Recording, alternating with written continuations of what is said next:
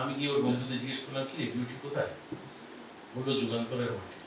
মানে বাবু এটাও জেনে গেছে যুগান্তরের মাঠটা আমার পছন্দের জায়গা, তাই সেখানে চলে গেছে। আজকে আমি প্রেম নিবেদন করবো। আমার বাবা চেয়েছিলেন আমাকে খুব একটা চৌকস ছেলে তৈরি করতে। প্রথম উনি আমাকে ক্রিকেট খেলতে পাঠালেন।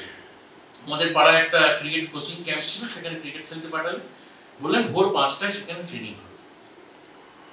কি করবো, বাবার আদেশ যেতেই হবে। আমি গেলাম প্রথম দিন ভোর 5টার সময়। অমিয় সেন বলে একজন ছিলেন সেখানে ক্রিকেট ইনস্ট্রাক্টর, তিনি প্রথমেই, আমি সেদিন ঢুকেছি আর কি দলে, 15-16টা ছেলে রয়েছে, তারা সব ফুটছে। গিয়ে বললেন যে প্রথমেই 10 পাক দৌড়তে হবে গোটা মাঠটা। আমার কাছে পুরো বিষয়টা খুব মিনিংলেস হলো, 10 পাক কেন দৌড়বো সকাল বেলা।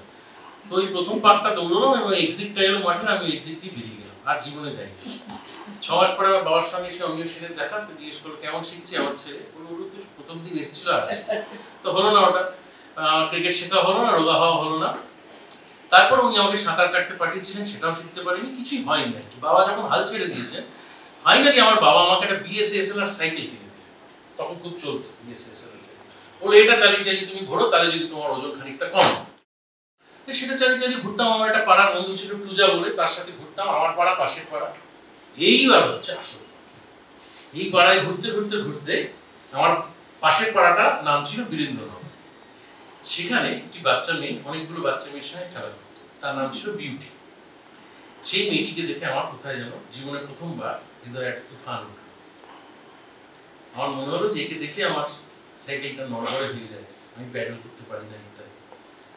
সে কি প্রথম প্রথম বুঝতো? সে তো নেহাতি ছোট ছিল, সে বুঝতো না। আমি পূজাকে সব কথা বলতাম এবং আমার মোটামুটি ওই ঘোড়ার ক্ষেত্রটা ওই বিউটিকে কেন্দ্র করে আমি সাইকেল চালাতাম। এবং অদ্ভুতভাবে আমার বাবা যেটা পারেননি, আমার প্রথম প্রেম সেটা পেরেছিল।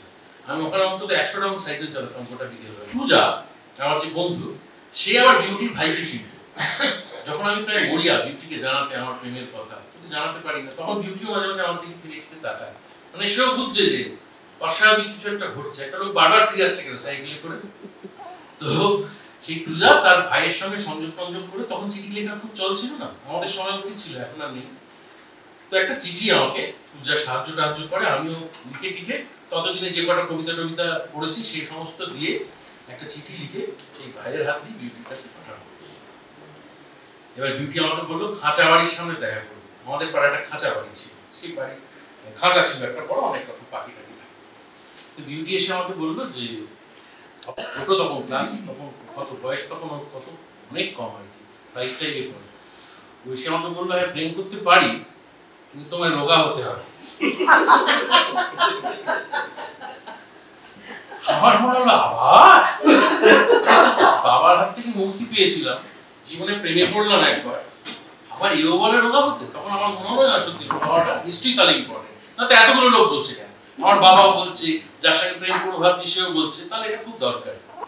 তো আমি সেদিন থেকে বুঝলেন আমি শরীর চর্চা করা শুরু করি। বিউটি আমাকে বললো আমি তোমাকে 2 মাস সময় দিচ্ছি, তার মধ্যে তুমি ভুঁড়িটা কমিয়ে এসো, তারপরে বাকি কথা হবে। হ্যাঁ, আমরা যে বলি না এখনকার ছেলে মেয়েরা খুব মডার্ন, তখন সব বোকা হাওয়া ছিল, আদতে না। তখনও যথেষ্ট বুদ্ধিমান মেয়েরা ছিলেন, তো এরকম একটা কথা বলতে পারে ক্লাস 5-এ। তো আমি 2 মাসের প্রচেষ্টায় প্রচুর পরিশ্রম করবো, নানান রকম পরিশ্রম। তখন যা যা ছিল, তখন তার জিম টিম ছিল না। এবং বিউটি বলেছিল 2 মাস আমার সঙ্গে দেখা করা যাবে। সাইকেল তো চালাবেই না আমার বাড়ির সামনে। আমার বাবা মাঝে মাঝে জিজ্ঞেস করে মোটা ছেলেটা কে, ঘুরছে আমাদের বাড়ির সামনে শুধু বিকেলবেলা, তো এইদিকে আসা যাবে না, তুমি রোগা হওয়ার চেষ্টা করো। আমি রোগা হওয়ার চেষ্টা করলাম 2 মাস ধরে, এবং খানিকটা জীবনে একবারই আমার ভুঁড়িটা বেশ খানিকটা কমে গেছে। তো 2 মাস বিউটির সঙ্গে দেখা হচ্ছে না, সেই যাতনায় আমি পরিশ্রম করে চলেছি, আমি এক্সারসাইজ করে চলেছি। 2 মাস পরে যখন আমি টুজাকে বললাম দেখ তো ভুঁড়িটা কমেছে, টুজা বলল হ্যাঁ কমেছে তো খানিকটা। এবার আমাদের পাড়ায় যুগান্তরের মাঠ বলে একটা মাঠ ছিল।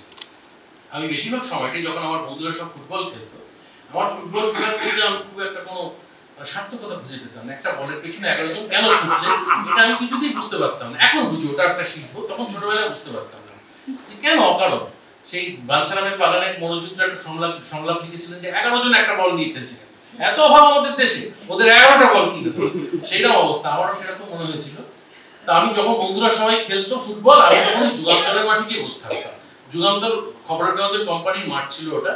সেখানে একটা ইন্টারেস্টিং ব্যাপার ছিল, আমি যেহেতু বেলগাছি অঞ্চলে থাকি, দমদম থেকে উল্টোডাঙ্গা যাওয়ার যে ট্রেন লাইন সেটা দেখা যেত যুগান্তরের মাঠে বসলে, আর উল্টো দিক থেকে তখন চক্ররেল চালু হয়েছে, সেটা নিচ দিয়ে যেত এরকম ক্রিস ক্রস দুটো লাইন, একটা বড় ট্রেন একটা ছোট ট্রেন।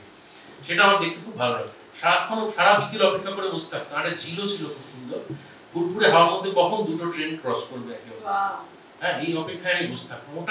ওটা করলেই বোধ হয় ভালো হতো। মাঝখানে যে কেন ডিউটি ঢুকে গেছিল। তো এই 2 মাসের পরিশ্রমের পরে যখন আমার বন্ধু বললো যে হ্যাঁ তুমি খানিকটা সফল, তখন একদিন বিকেলবেলা আমি বীর দর্পে সাইকেল ছাড়াই গেলাম। গিয়ে আমি তখন আমার কনফিডেন্স এই জায়গায়, আমি গিয়ে ওর বন্ধুদের জিজ্ঞেস করলাম কি রে বিউটি কোথায়? বললো যুগান্তরের মাঠে। মানে বাবু এটাও জেনে গেছে যুগান্তরের মাঠটা আমার পছন্দের জায়গা, তাই সেখানে চলে গেছে। আজকে আমি প্রেম নিবেদন করবো। পূজা বললো তুই একাই যা, এইসব জিনিসের সঙ্গে কাউকে যেতে।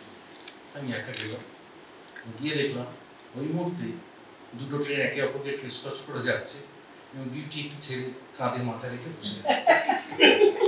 এই 2 মাসের মধ্যে আমি রোগা হয়েছি বটে, কিন্তু অন্যদিকে সব ওই দিন ওইখানে ওই যুগান্তরের মাঠে আমি শপথ করেছিলাম আমার জীবনে কোনোদিন প্রেম করবো না, আর কেউ যদি বলে আমি রোগা হব